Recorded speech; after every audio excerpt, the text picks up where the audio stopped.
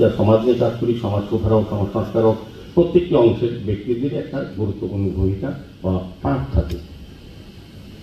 সেক্ষেত্রে আমরা দেখেছি যে অভিভাবকদের প্রথম যারা আজকে স্টুডেন্ট আছে, আমার বলতে আপত্তি নেই, প্রদীপবাবু অনেকটা বলেছেন, এখানে অনেকেই রঞ্জনবাবু বলেছেন, সবাই জানিও, দীপকবাবু তারাও সাংবাদিকতা করেছেন, তারা জানেন যে আমাদের যে নথি বা রেকর্ড দেখি আমাদের রাজ্যে যে অবস্থা, সার্বিক যে ড্রাগ যারা এডিক্টে, তার মধ্যে এখন খুব আক্ষেপ এবং পরিতাপের বা দুঃখের বিষয় বা শঙ্কার বিষয় যে স্টুডেন্টদের মধ্যে বিদ্যালয়, মহাবিদ্যালয়, বিশ্ববিদ্যালয়ের ছাত্রছাত্রীরা এখন নেশায় আসক্ত হয়ে গেছে, ড্রাগসে, বিশেষ করে সিরিঞ্জের মাধ্যমে, যেটা হেপাটাইটিস মানে সবচেয়ে বেশি কারণ বলা হয়েছে।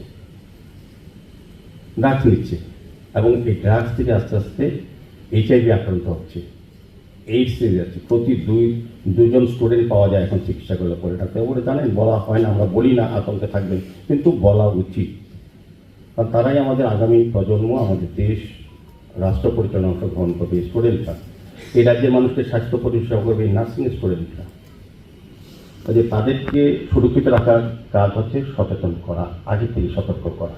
এই ধরনের প্রোগ্রামের মূল উদ্দেশ্য হচ্ছে সারা বছর ব্যাপী আপনারা যে সংস্থার সবাই যার যার পেশায়, যার যার জায়গা প্রতিষ্ঠিত, আমি দেখি প্রত্যেকটি ব্যক্তিগত জানি সংসঙ্গে যুক্ত আছে, তাদের এই তার বাইরে গিয়েও সমাজের প্রতি দায়িত্ব, সামাজিক কর্তব্যকে সামনে রেখে সমাজ ব্যবস্থাকে সুন্দর রাখার জন্য আপনারা কিন্তু দিন রাত বছরব্যাপী বিভিন্ন কর্মসূচি করেন। তবে আমি বলবো যে বিষয়টা সবচেয়ে বেশি ড্রাগসের বিরুদ্ধে আমাদের একটা সর্বাত্মক লড়াই আমাদের করতে হবে। এটা পরিমাণ অনেক বেড়ে গেছে বিভিন্ন জায়গায়, যেটা প্রদীপ বলেছেন। আমিও বলবো যে ব্যবসার ক্ষেত্রে যারা ব্যবসা করেন, এটা সহজতম ব্যবসা হিসেবে তারা নেন। তারা চিন্তা করে না তাদের ছেলেমেয়েরাও নষ্ট হয়ে যাবে, ভবিষ্যৎ এবং তাদের জীবন নষ্ট হবে।